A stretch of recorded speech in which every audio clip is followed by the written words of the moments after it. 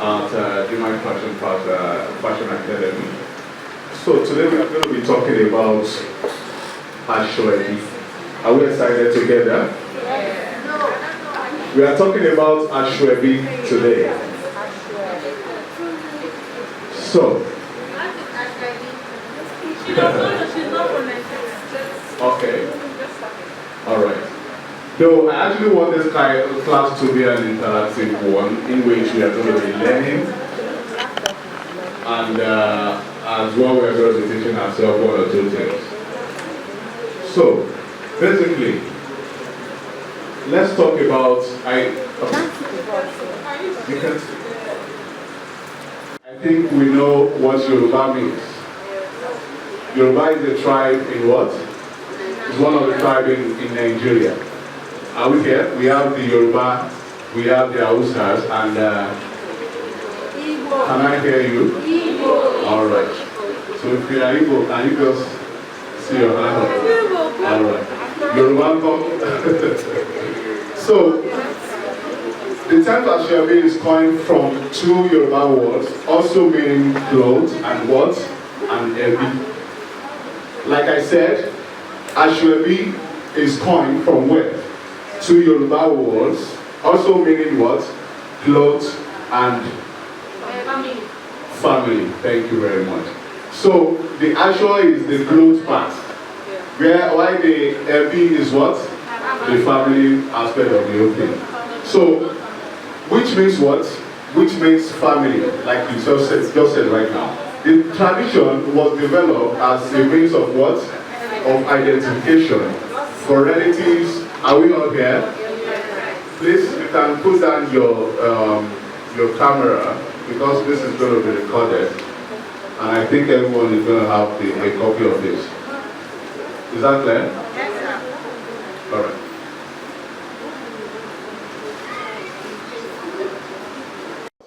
Identification for relatives and friends at Nigerian weddings, funerals, and other celebrations. However, Ashwebi has come a long way from the days of its origin. You know, every tribe in Nigeria has their own origin. Do we know that? Do we agree? Yes. So, like, basically, part of the origin, there are some doctrines that has to do what? That has to follow. Like the way you wear your outfit. Are you getting what I'm trying to say? So the way an Hausa will dress is different from where? It's different from what an Igbo woman is going to wear. What a Yoruba woman will wear is different from what an Hausa woman will wear. Do you understand what I'm saying right now? So basically,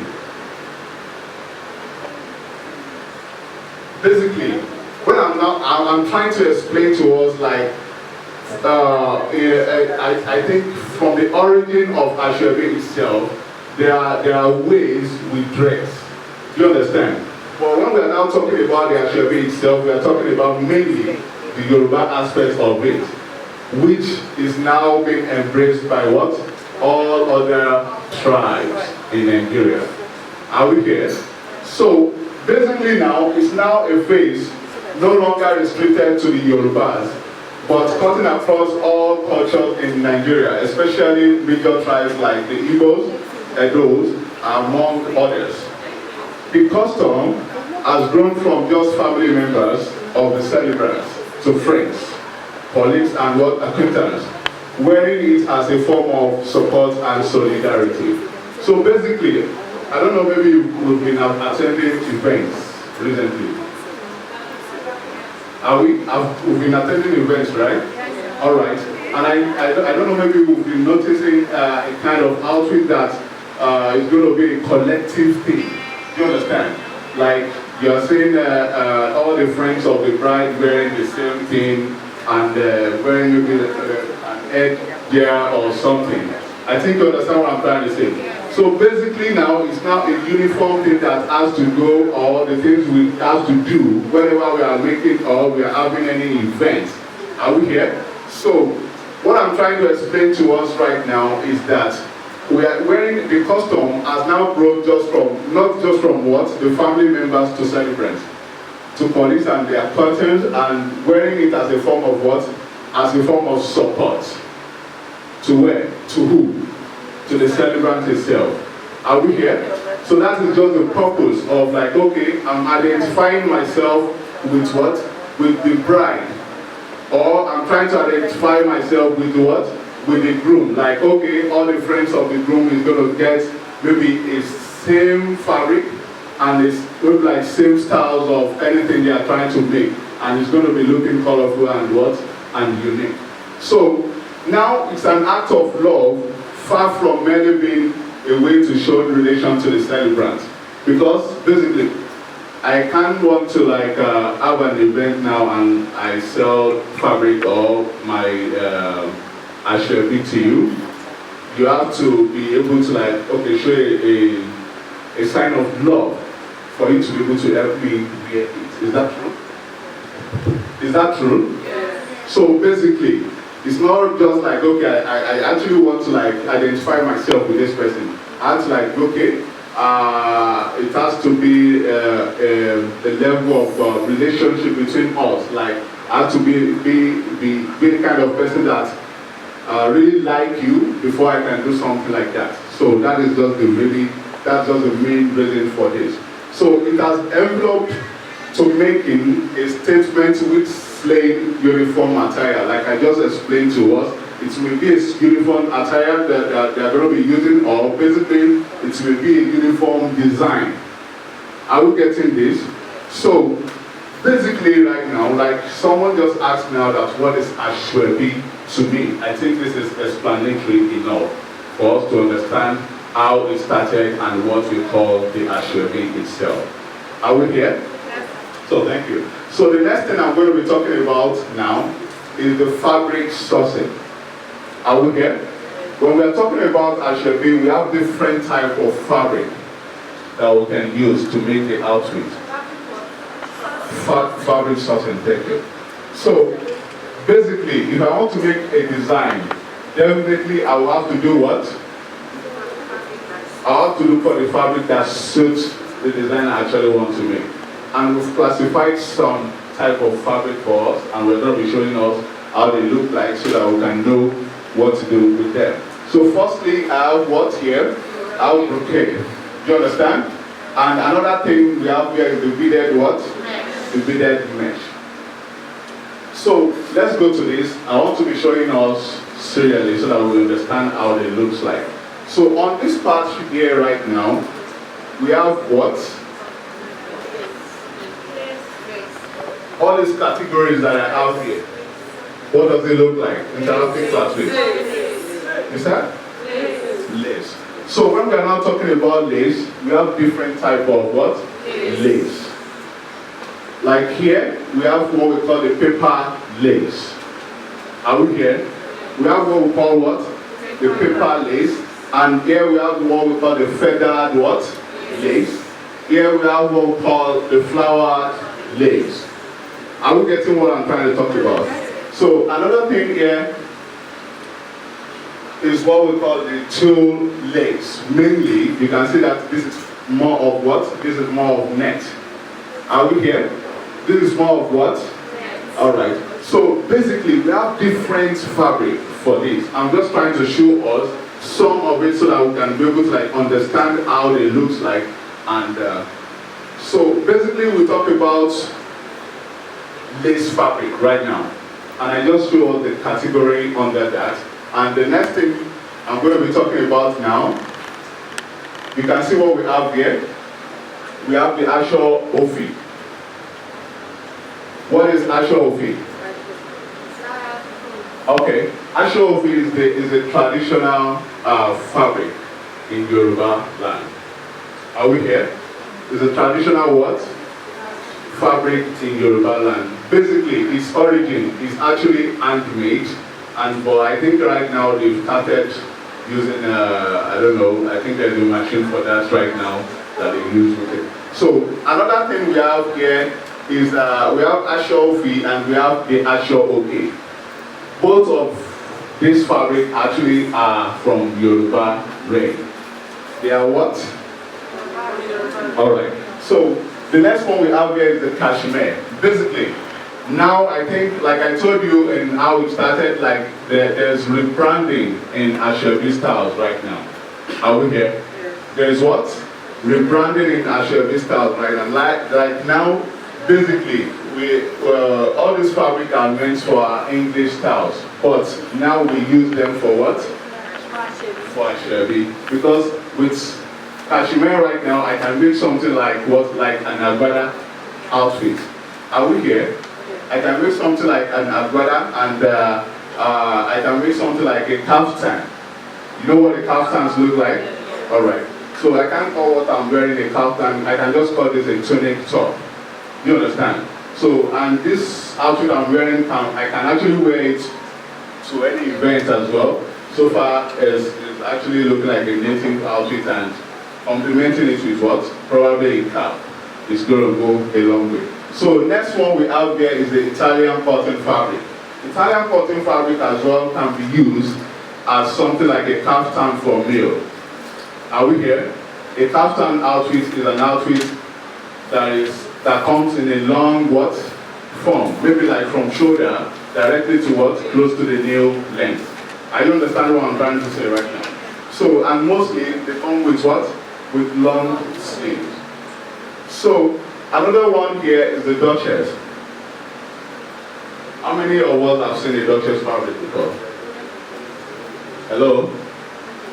You've seen a lot Duchess fabric before. What is the one thing you actually notice on Duchess fabric? Is what? Thank you very much. Mostly they come in what? We are saying two things. It's shiny, thank you. It mostly comes in the shining what? In the shining face. So another thing we have here is the Ankara fabric.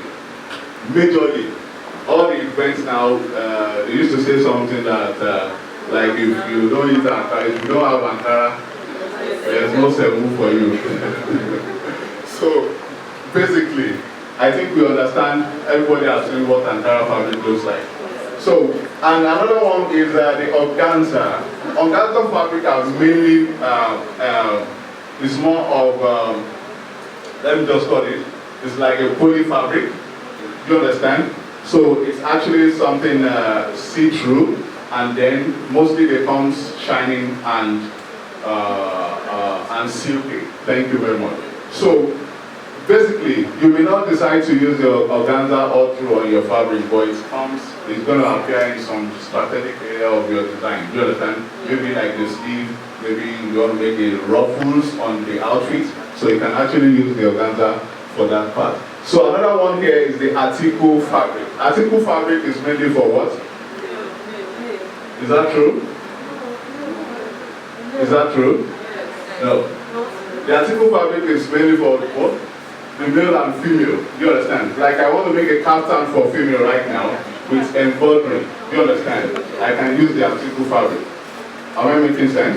Alright. So let's just try and go to the other part here.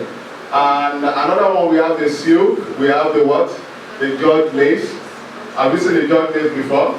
Yes. Are you sure? Yes. Modi, what is one of the components on the George lace? Thank you very much. So it must be what? It must be beaded.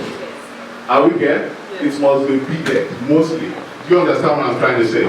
So another thing here is what? The sequin lace net. And the cashmere, we've talked about that, and velvet fabric. Are we here? Anybody, have you come across that before? Yes. How does it look like? Soft. You said? Soft and what? Soft and what? Please, interactive class. Soft and shiny. Can I say that? Lace. Do you understand what I mean by that? Yes. They are always perforated. Like you see O's every part. Do you understand? You can see what we have here. They don't have net, but you see all the perforated parts, maybe trying to achieve a design or a flower, something on it. Do you understand? So this is how it looks like.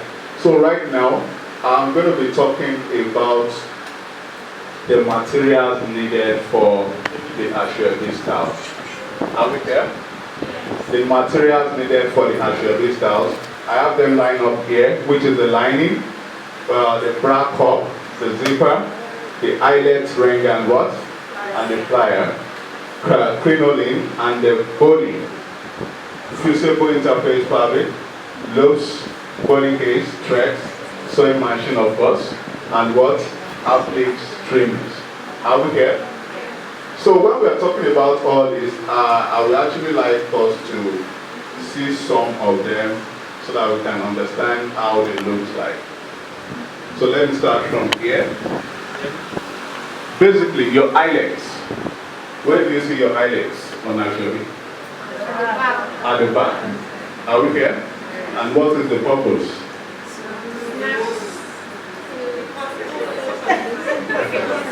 No, just plan. I need someone to talk about that. What's the purpose? To snatch what? To snatch the waist part from the actually it's actually from the back area, and to make it more.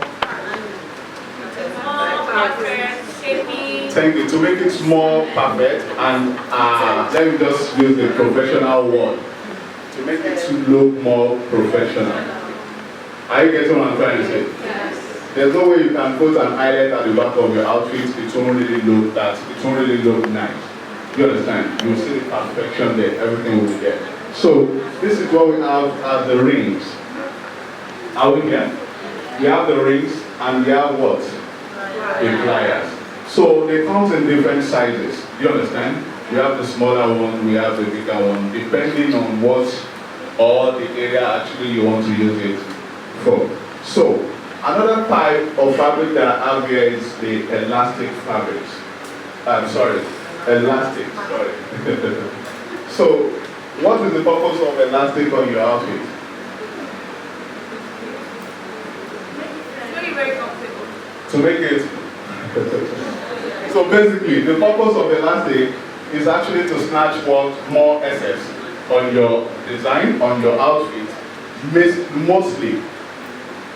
And probably it can be used for trims. Maybe on your sleeve part, you actually want it to grip properly, you don't want it to go flowing up and down. You can actually use your elastic for the area. But or some parts, maybe the neckline, you're actually doing something, so you said maybe like an off-shoulder design, you understand? You don't really want it to start coming down, then you want it to grip more on you. You can actually use your what? Your elastic. There are some sleeve design right now that we see that will make use of what? Elastic to even achieve the style that we actually want to use. So we have them in small size and what? In big sizes. So like the one we have here, it can be used for what? Our waist part. Maybe probably you actually don't want to use your zip on your skirts. You can actually use the what? The band, which is the elastic part. And this small part can be used for your sleeve sometimes. It depends on the area you actually want to use it for. So let's talk about the body. What's the essence of the body on your fabric? You said? Okay, let me say this. Boning, the reason why we use boning on our fabric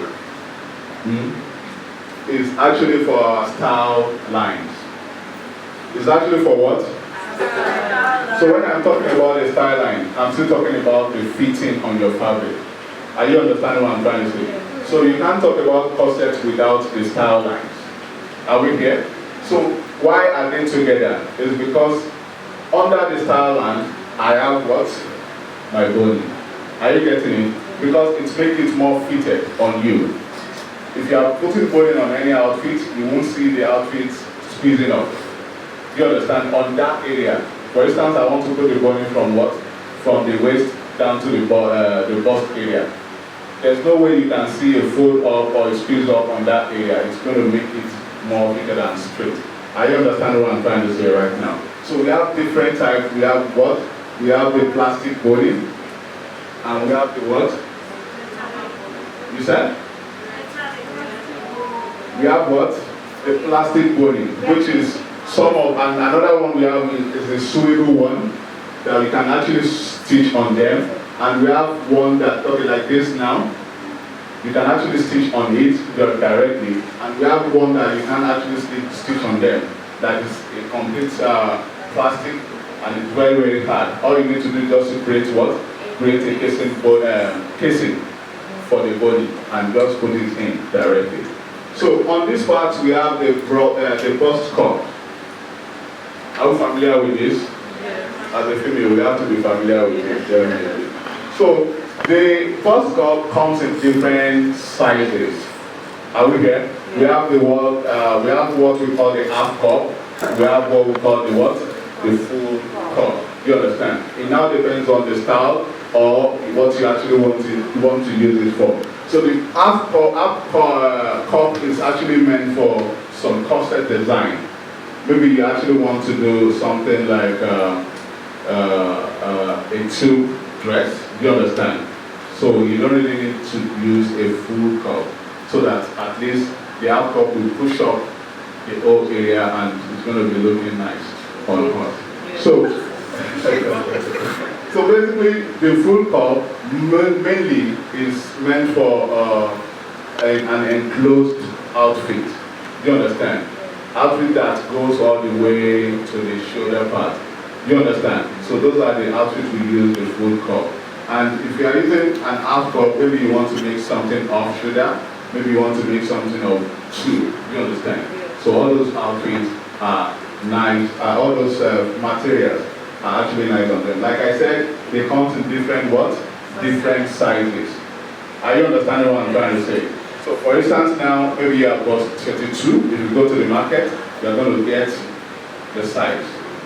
You understand? If you have got 34, if you get to the market, you're going to get your size, definitely. And note that we have the one for the right, and we have the one for the left side.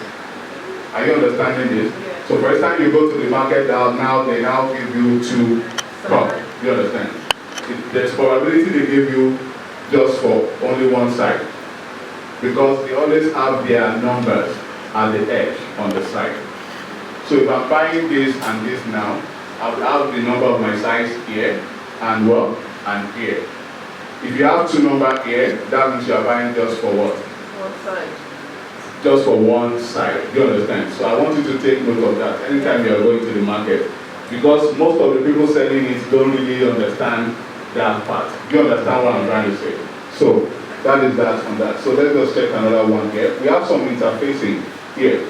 We have the flexible one, we have the non-flexible one, and we have the sewing and China paper interfacing, different interfacing that we have. And what is the purpose of the interfacing?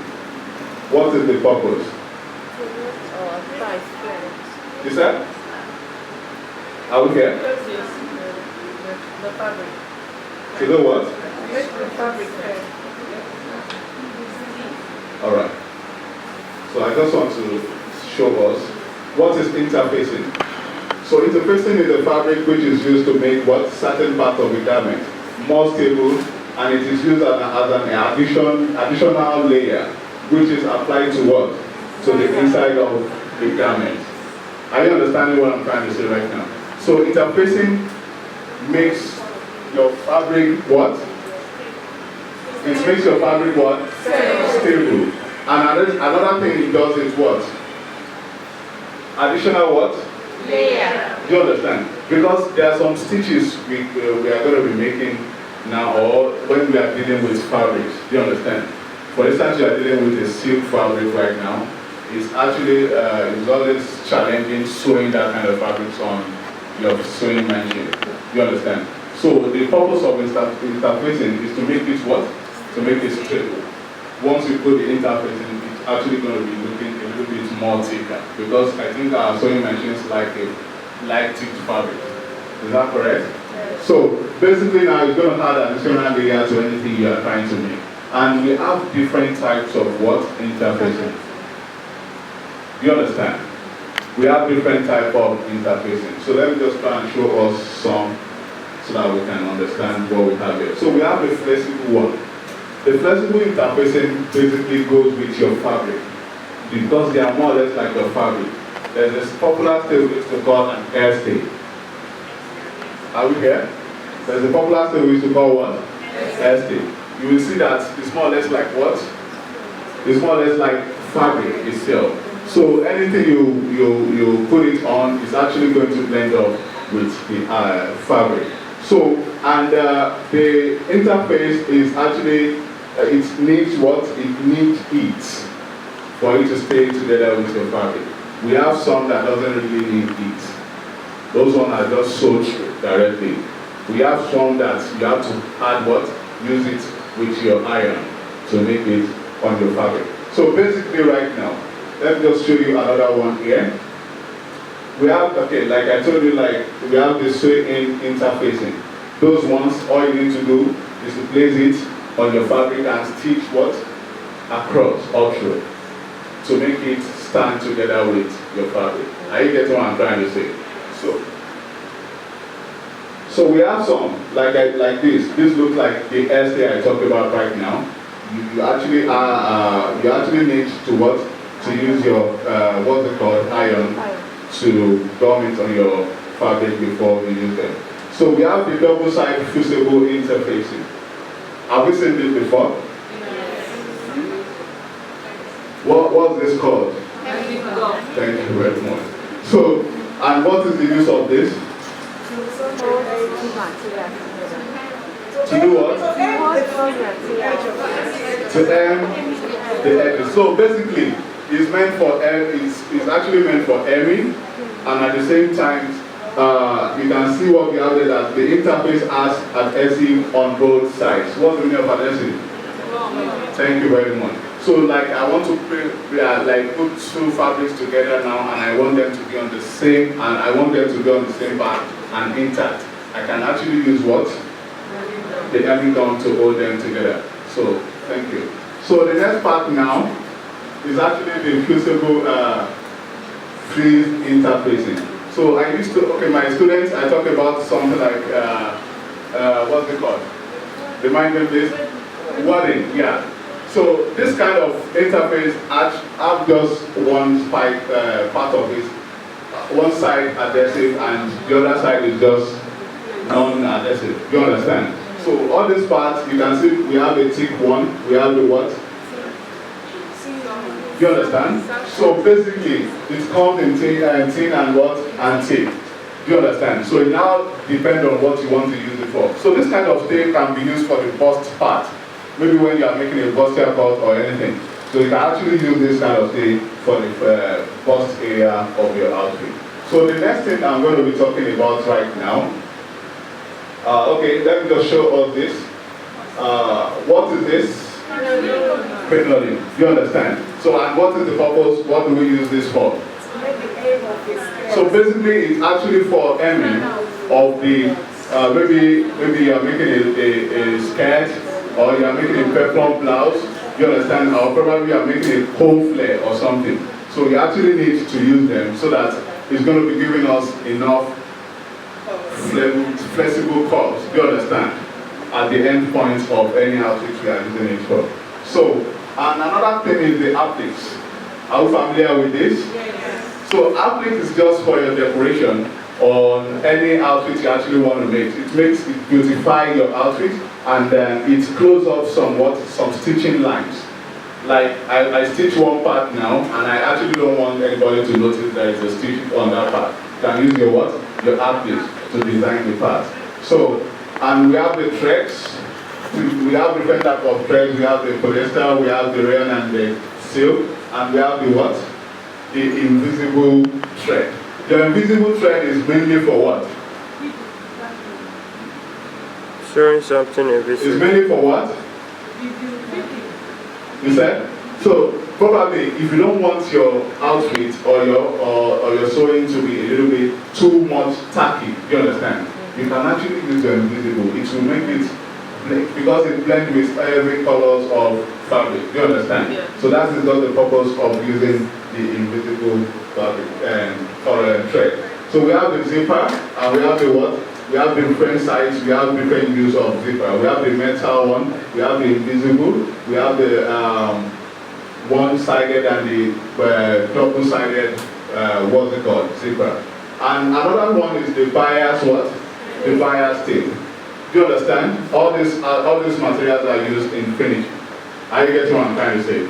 So probably you want to hem the neckline, you can use this, or you want to hem the down part of the skirt, you can actually use this part. You can actually make designs with this right now. So the next part we are going to be talking about right now is the measurements required. Please, I need someone to just come out, a volunteer, so that we can treat this together. So should I call someone? Yes. All right, listen. So let me just run through it. We have the neck size, we have the bust span, bust, waist, hip, the bust depth, and the under bust. Okay, let's take it one by one so that we understand it better. Can you just come through here? So let's start from the neck size.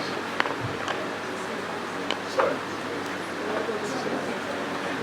So when we are talking about the neck size, face everyone please. So it depends on the kind of outfit you want to make, and it depends on how wide or how low you actually want the design to look like. So basically, maybe I actually want to make something closer to the neck. You can actually use your basic neck measurement. Are you getting what I'm trying to say? Yes. So basically you take it round to where? To the neck base. I think that is the basic one we are being told. But in case of Ashwebi, I can decide that I want my neckline to be a little bit wider, and I want the depth to come down into any size I want. So basically all you need to do, the first thing you need to take note of is the bust point area. When I'm talking about the bust point, that is the depth of what? Where the bust is. Are you understanding what I'm trying to say? So you have to take note of that. So for instance, I want to make a V-neck for this kind of clients right now. I can actually start from the shoulder part and go down a little bit to determine where I want the depth of the neckline to be. I think you get what I'm trying to say. So when we are now talking about the bust span, the bust span is actually the interval between what? The nipple part of the bust. Do you understand? From ear to ear. That will determine the bust span. So in our class, I think we've talked about how to achieve that, and you can actually use your proportion table. Are you understanding this? Yes. To achieve this. And sometimes some people used to take the measurements from one side to where? To the other side. Yes. Just to be sure of what they are actually doing. So the next part is the bust depth and all the bust points. Like I talked about the bust points the last time. You have to take the measurement from where? From the shoulder to the apex part of what? Of the bust area. Are you getting what I'm trying to say? You just have to like look through. What I have here probably should be like 26 or 27 cm. You understand what I'm trying to say right now? So the next one is the under bust length. Under bust length go directly to what? Directly to under the bust. You understand? You can actually use the bra iron to reduce that. Are you getting what I'm trying to say right now? So the next one here is the under bust round. Why you just take it all round like so. Are we saying this? So, and if you are taking this kind of measurements, you have to be ensured that it's actually taken firmly. You understand? For instance, you want to use this for your corset, maybe you want to use it for your bustier, you can't allow the bust to be playing around the whole thing. So you just have to take it firmly so that it brings them together. Is it funny? No. So don't let it be funny, that's the truth of the whole thing. You get it. So the next one is what? The front half length. Are we here? Your front half length measurement is from what? Shoulder. From shoulder straight to the under bust, directly to the what? To the inner part of the waist area. Are we understanding this? So if you want to do this, sometimes I can actually tie around my client like while you are taking all this measurement. Because some clients may not be comfortable with what you're taking. You understand? Probably maybe the person doesn't really like tight stuff. You understand? You just ask questions. So another one is the chest width. Our chest width measurement is what? Is the upper what? the upper chest on this area. Are we here? All you need to do is just take it from one side to the other side. And why are we taking this measurement? Because on our upper outfit, we really need to take a measurement to be sure of what is there, so that the excess will be what? Will be corrected. Are we here? So, another part is the back width. The same thing you did for the front, you are doing for what? For the back. So you just have to look at the biggest part of what? The wider part of the back. That is where you are taking the measurement all through. You can see what I'm trying to do right here. So, sorry, excuse me. So the next one here is the shoulder measurement. You can actually take your shoulder measurement in 3 different ways. Do you understand? You can take from the MP directly to where? To the SP. From the MP directly to the SP. And another one you can take from where? From the nape directly to where? To the SP. And you can do what? From SP to the other SP. I think you get what I'm trying to say. So all you need to note is what? The what? The ball and socket joint on this part. Biology students here? Are we here? Yes. So you look at the ball and socket joint, and then you give like maybe like 2 cm interval distance from that part to get your actual what? Actual shoulder measurement. So the nape to waist, that is more or less like the back half length. Are we here? The nape to where? To waist. So where's the nape? The bone that is here. Do you understand? That's what called from. That's where the nape starts from. So to waist is what? To the inner part on the waist here. Are you understand what I'm trying to say? Because sometimes if you are making like a peplum top, you understand, you need to take this measurement, because the bust part is carrying the most part on the front part, while the bust is not at the back. Do you understand? So your peplum top will be longer at the back than the front. So that is why all these measurements are necessary. So we have the skirt waist round. Are we here? I think we understand how to take our skirt waist round directly. And the hip depth. Are we here? So the hip depth can be taken from the what? From the shoulder all the way down, and at the same time it can be taken from where? From the waist. Are you understand what I'm trying to say? So you can just do something like this and look for what? The apex part of the hip area, or you start from where? From the waist and look for what? The apex part of the hip area. Do you understand what I'm trying to say right now? So it depends on how you want to take it. So the waist to knee. Are we here? The waist to knee is actually to get your goal point. Is that true? I understand what I'm trying to say. If you're making something like a skirt with goal, you understand? So you just take from where? From the waist directly to like above the knee. Do you understand? It's not going to be stopping on the knee. It has to be what? Above the knee, so that it can move all around. Do you understand? So that is, you said?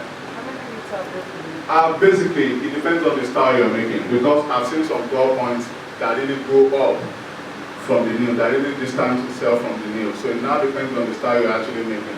But basically, I should have something like 6 cm distance from what? From the nail, if I actually want to make something like this. You understand what I'm trying to say? So, the nail length. So let's just keep that. Working level or the goal point. So working level or the goal point is more or less like the roundness of where? Of the goal area. So if you are taking anybody with this, you just ask the person to step out a little bit, and you just step out, and then you take the roundness. So if you are taking this, you have to hold it very tight, so that by the, okay, you can see the way she's walking all around. If she's not comfortable with that, you can just what?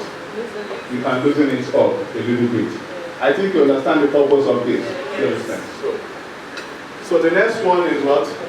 The bum line and shape lump. So if you are taking this kind of measurements right now, you actually want to do maybe like a process of hip padding.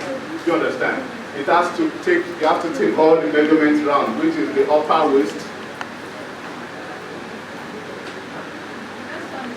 Are we here? Which is what? The upper waist, the hip itself. Are we here? And what? And below the hip. So this. Alright, we are measuring the bum line. Are you getting what I'm trying to say? So when you are taking the measurement for the bum line, you have to take like 3 different measurements, which is where?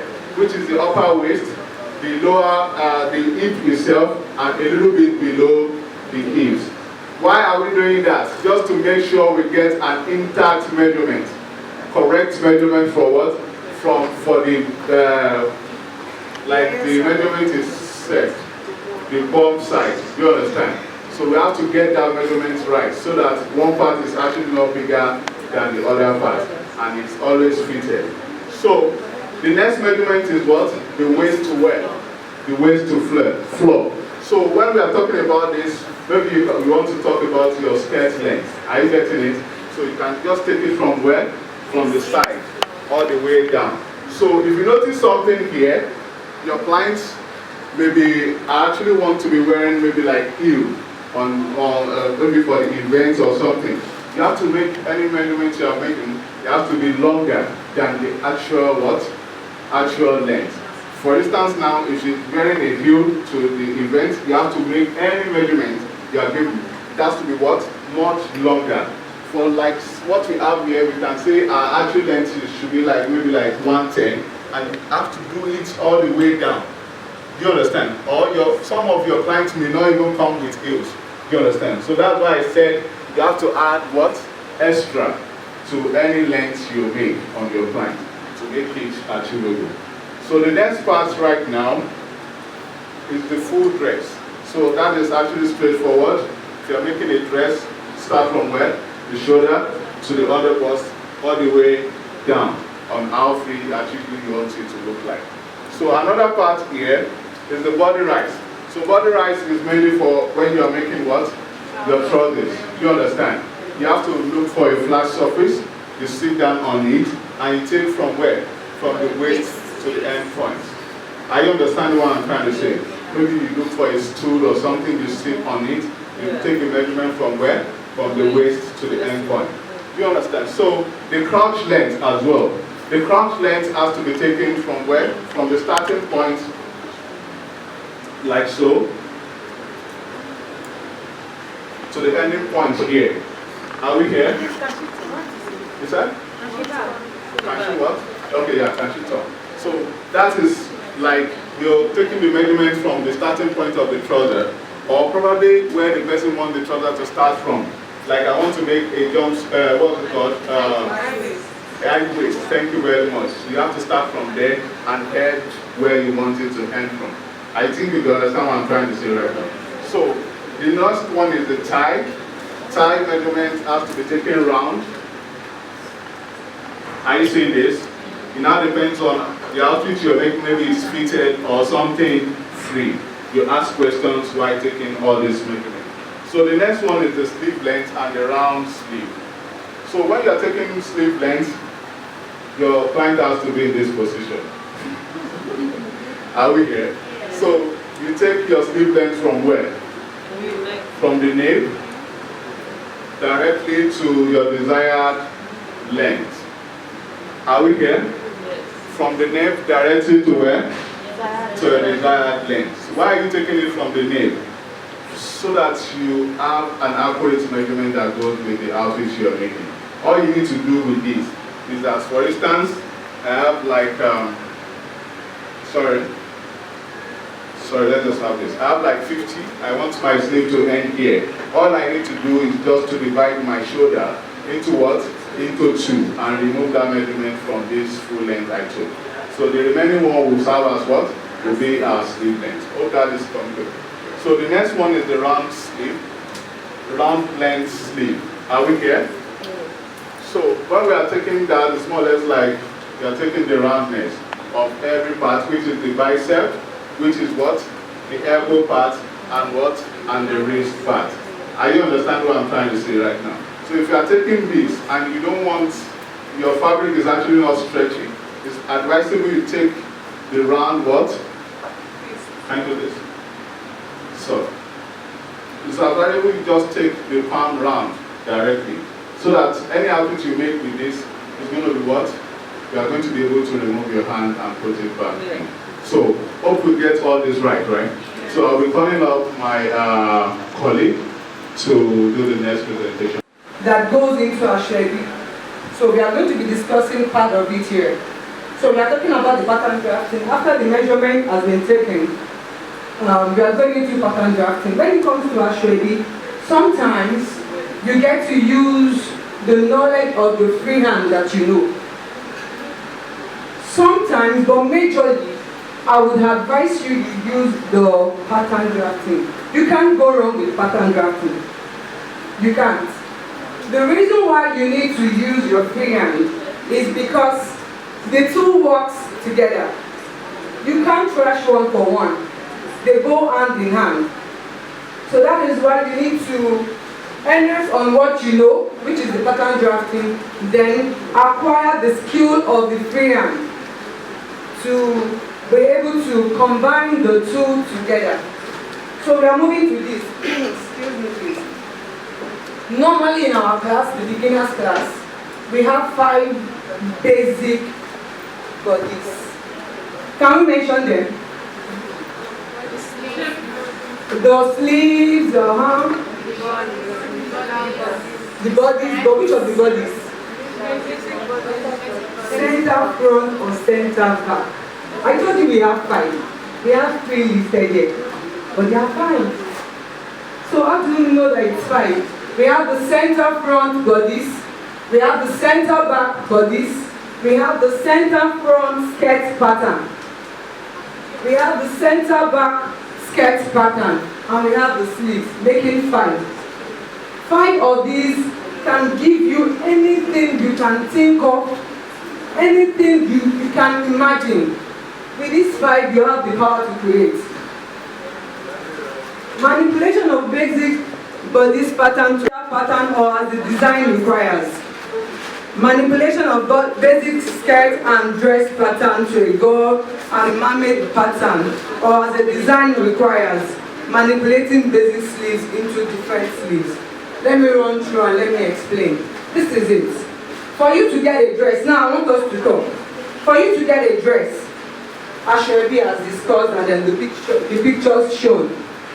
What's the component of making a dress? Are we in the house? Okay, let's go. So what are the components of a dress? What makes up a dress?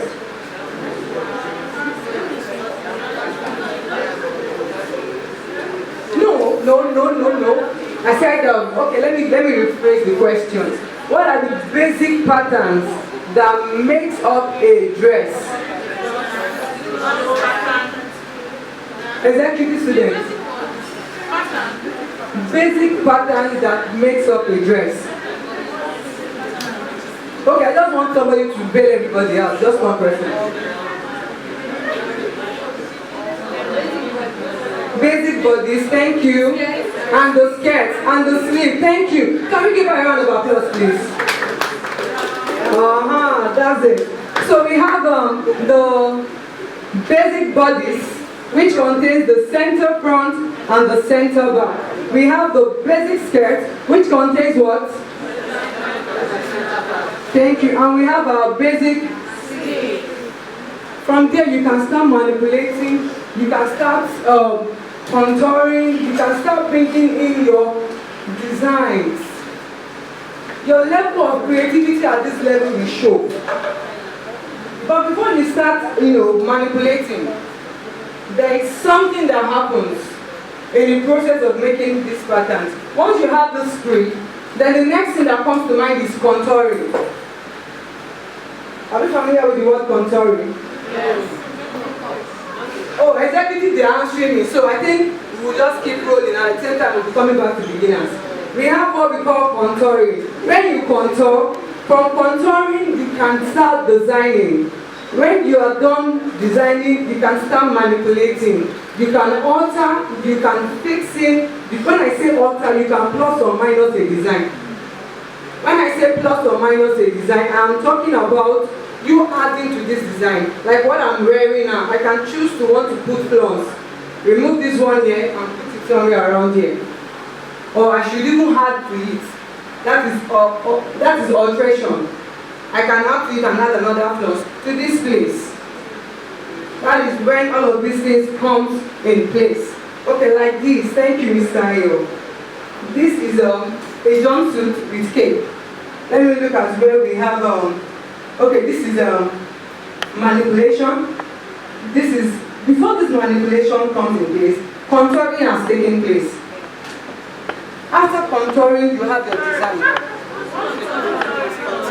Okay, contouring is a process of you taking it away from basic pattern to a more designed pattern. I don't want to say contour. Contour is shape. Thank you for the English. Shape. It gives you more definition around the bust. I don't think I have a picture on the slide. I would have showed you. I hope you understand. In your various classes, all of this will be done. In your various classes, so don't be bothered. We just want to run through the theory before we go into the practical. So once the contouring is done, then you go to designing. Designing, this is it. You design on your paper, you get to see it in your classes. So bear with us while we explain. So this is the designing, then definitely manipulation has come in. Definitely, who knows, alteration has come in. You never can tell. The alteration thing happens while the person comes for fitting, but we are going down that list soonest. So moving to the next one. The male body pattern making. Freehand method of cutting Google.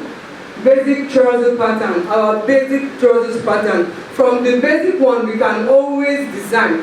We can always manipulate, we can always create something different. There's no harm in trying. You know, they say mistake done by fashion designers is a design. There's nothing called mistake in our industry. Oh, this is it. Style manipulation, contouring. All of this will be practicalized in the class, so just keep calm and learn what we discuss. Then when it comes to cutting, before you can go ahead to cut, there's something that must have sat well within you. You need to have interpreted the style to yourself. Please, can we have a design on the screen?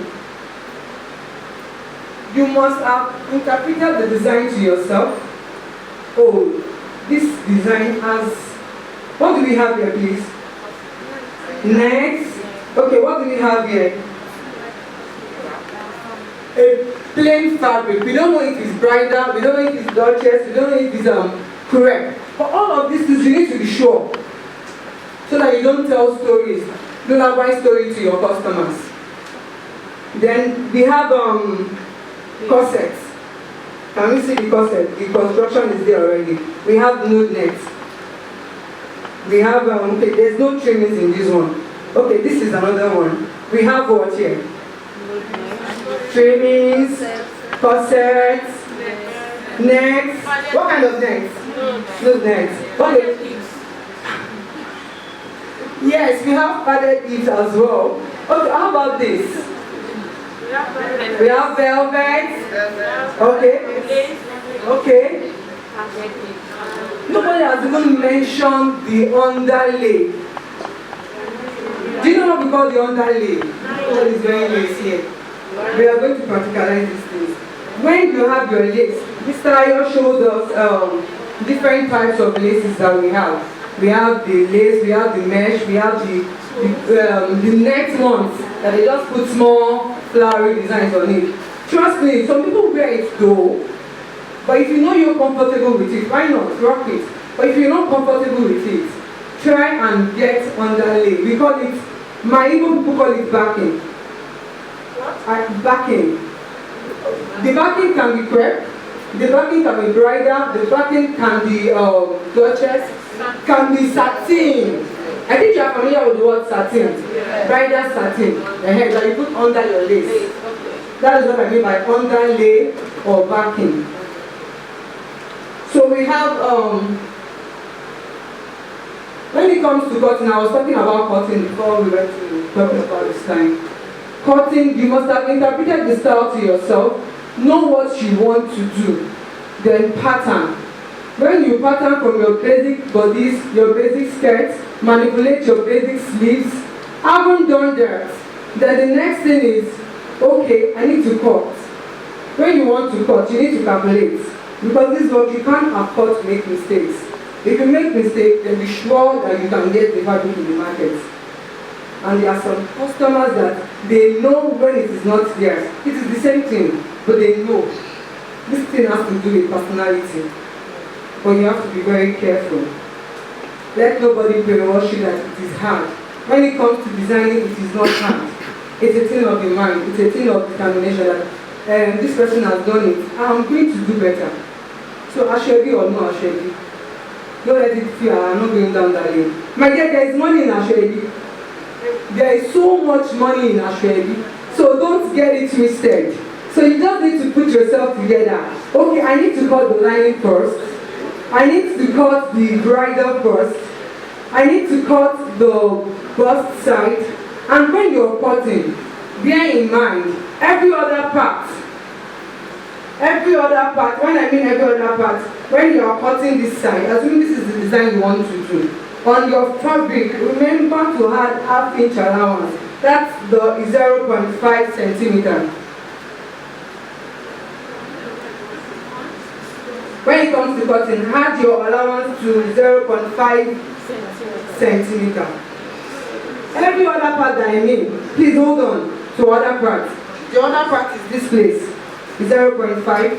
The other part is this place, 0.5. The other part is the waist, to join to the skirt, 0.5. But when it comes to inches, at this point, inches, we are not talking about centimeter now. Because I told you earlier that when it comes to Ashwebi, it's a mixture of pattern drafting and freehand. Don't get it twisted that you don't need freehand. In Nigeria, if you are outside the country, you don't need freehand. But if you are here in the business in this industry, you need it. Even if you don't work with it because you have a better knowledge of what to do, you need to have an idea. As a designer, you need to know small everything going on in your industry. So when it comes to the side seam, this is the side seam. For me, I use 2 inches. You know, the way it is in Nigeria. You can grow fatter anytime, anytime. So using 1 inch or half inch, it's too, let's use 2 inches or 1.5. Because when it's too much, it's going to be bulky. So bear that in mind. There are some fabrics that don't even give you room for 2 inches. Because they are bulky already. And when you are doing this, and customer will not understand that it's for our own good. The next is, why is this thing bulky here? Why am I hiding this thing? So that is why you need to understand fabric. You need to understand what you are doing per time. So that you can know when to add 1.5, you can know when to add 2 inches, or you add 1, or you add half. For those that can manage fabric very well. You've not seen someone that wants to sew Ashwebi and bringing 2 yards and wants to sew regalia. Don't collect though, please. Don't do it. It's a headache. It's a headache. So moving to the next one. Cost. This is where the fashionpreneur comes in. This is where, if you happen to study accounting in school, if you happen to study business admin in school, this is where your skills comes in. You cannot be all around and don't know the business of the thing. One is going to go back to his or her village, and I'm very sure nobody wants to go back to his or her village. So you need to know the business side of fashion, costing. When it comes to costing, I have Mr. Can I have a design on it? Screen, thank you. Thank you. When it comes to costing, I'm a client. I have come to you as a client that I need to make a dress, Ashwebi. I want to stand out though. The reason why it is called Ashwebi is for everybody to show what they've got. In the sense that when I enter, I know that I have entered. In the sense that when the party is over, you keep talking about Penny. Did you see what she wore yesterday? That is what Ashwebi is majorly about. Because they want you to keep telling the story. And there's no problem. Bring the fabric, let us see what you want to do. Sometimes if you are very gifted, you sketch for the customer. If you are not very good with it, you can, send in pictures for them to see. Send in pictures for them to see. They haven't sent the picture. then in your mind, as you are talking with the customer, because you need to be professional about whatever you're doing, as you are talking with the customer, you are already calculating how many yards of bridal? 4 yards. How much is bridal? How much is bridal? Those are in the market, please. Let's start calculating like that. Bridal, then the next thing I'm looking at, okay, I'm going to need in showing fusible interfacing with that Mr. I just discussed for this side to stay. I'm already calculating half yard. I'm already calculating how much does that cost in the market. The next thing I'm calculating the zipper. What are we calculating again? The thread, thank you. What else? The stay, the lining, what they need to. Now wow. What are that doing again? Uplift, thank you. What are that thing? Crinoline. No, don't go to your time there too. Calm down, don't go to your time. Crinoline, right? So all of these things in your mind as you are talking to your customer. If you have your phone with you, already typing how many gadgets you are using, how many pieces, how many. Then you start putting the prices against each of these things. I hope somebody jotted all of these things down. Then you start putting your prices against it. Then having done that, you calculate the total. Don't forget though, you will not fly to market. Transport fare. And don't forget, the person they go market, we do what? The person will take yogurt, right? Like one of our friends will say, I want to take Domino's. And Ego, no now. All of those things you calculate, you put it into cost. Then for every dress, there's a total amount, markup. There's a total amount you want to pay yourself. Okay, assuming, okay, for every dress I get, I want to pay myself 7,000 naira. That 7,000 naira, even if I enter plane to Katangwa to go and buy clothes of Ghana, it will not, I will not touch it though. That 7,000 naira is for me. So definitely every other thing I'm doing, I am calculating it. And I'm calculating the fabric and I'm putting it together. So definitely we are calculating the material cost. Please jot these things down. Material cost, trimming cost. Remember to calculate the nitty-gritty of your trimmings. Trimming is expensive. So don't get it twisted and get excited about the design and don't calculate all of these things. Trimmings, then you get to, then that's material cost, trimmings cost. Then the next thing is operative cost. Operative cost, we have the administrative cost there. We have let me check. Under the operative cost, we have all of this we mentioned earlier. That's the beads, the underlay, the loop net, and all of those things. So don't forget material cost, trimming cost, and the operative cost. When you are done calculating all of these things, that contains cost of production. Assuming our cost of production is 15K. Remember I said 7K is for me. 15K plus my markup. That's how much? 22K. And before you charge, look at the competitors around you before you charge. Sometimes people charge on the competitors around them. If my competitor is collecting 25K, okay, I am doing better, but I want them to know me. Can you pay me 23K to do this job? That's all. Okay, now the next thing is for you to look at based on demand. Before you can charge, based on demand. You see this style is raining now. People want to sew this style. Okay, you charge based on demand. Do you get? And okay, this is based on cost. The one that is based on cost is what we've done earlier. The material cost, the training cost, and the operating cost. So all of those things, let it be in you, let it be in your mind as you calculate for Ashwebi. It will help you to navigate your way through the industry. And the next thing is how to handle fitting. When it comes to fitting, we have different personalities that comes for fitting. Some customers will annoy you. They not want the dress. They are ready to bring anything. And you're like, what took me days to fix? But well, she paid for it. You can choose to feel the way you want to feel. She paid for it. So try to manage people's excesses. Try to manage people's emotions. Trying to manage people's personality. Everybody cannot be you, and you cannot be everybody.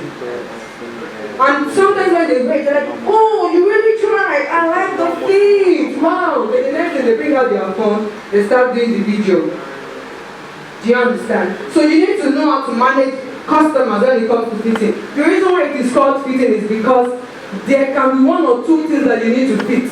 It is not perfection. You are not coming for perfect fit. Before you can come for perfect fit, that means you must have come for fitting once or twice. So if you don't get it once, don't feel bad. That is part of the work. Okay, fine. We will fix it. And once there is a dent, you don't have to spoil your face because your expressions to customers matter a lot. They're like, it seems this person cannot fix this problem. The next, no, you told me you can do it. So you need to be professional about this job. You don't bring in friendship into business. No, it will crash. So let's be straight. Strictly business. So even if she's your friend and you have gone wrong, please, I'm very sorry, ma'am. I'm very sorry, ma'am. After business, you can always, relate better. Then meeting up with delivery time. If you know you cannot meet up, please don't collect the job. Please, your integrity, your value, your honesty, your person is at stake here. And it takes years. It takes a whole village to fix a brand. It takes a whole family to fix value on the person. So please don't trash all of these values. Don't trash all of these things that have been placed on you.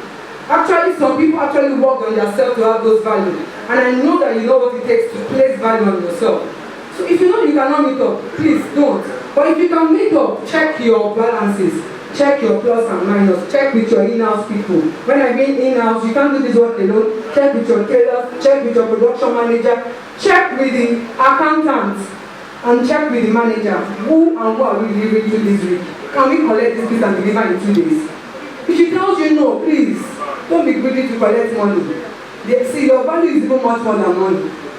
Integrity is much more than anything we can imagine. And I know we know that. Client pressure, it's not yet their delivery date, they are calling you. Hello? You know it's on Thursday and it's already Sunday she's calling you. You know it's on Thursday and I need the clothes on Thursday. Meanwhile, the clothes is already under production. So you need to be calm to listen to people's problem. You need to be calm. Don't let anybody place you under any pressure.